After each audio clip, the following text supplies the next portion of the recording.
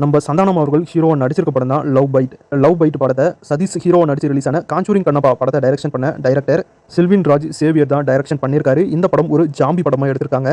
இன்னைக்கு love byte அப்படிங்கிற இந்த படத்துடைய official first look title teaser வீடியோவை ரிலீஸ் பண்ணியிருக்காங்க மூவி டீம். இந்த டைட்டில் டீசர் வீடியோவே செம ஃபன்னா, ரொம்ப சூப்பராக இருக்குது. இப்போ இந்த டைட்டில் டீசர் வீடியோ யூடியூப்ல அவைலபிளாக இருக்குது, செக் பண்ணி பாருங்க. அங்கீகாரம் அப்படிங்கிற ஒரு புது தமிழ் படத்துடைய அஃபிஷியல் ட்ரைலரை ரிலீஸ் பண்ணியிருக்காங்க. ட்ரைலர் ரொம்ப சூப்பராக இருக்குது. இந்த படம் ட்ராமா ஆக்ஷன் மூவியாக எடுத்திருக்காங்க. படத்துடைய ட்ரைலர் இப்போ யூடியூப்ல அவைலபிளாக இருக்குது, செக் பண்ணி பாருங்க. இந்த படம் 2 மந்த் தியேட்டரில் ரிலீஸ் பண்ண மூவி டீம் பிளான் பண்ணியிருக்காங்க. ரிலீஸ் டேட் அனௌன்ஸ் பண்ணதும் நம்ம சேனலில் அப்டேட் பண்ணுறேன்.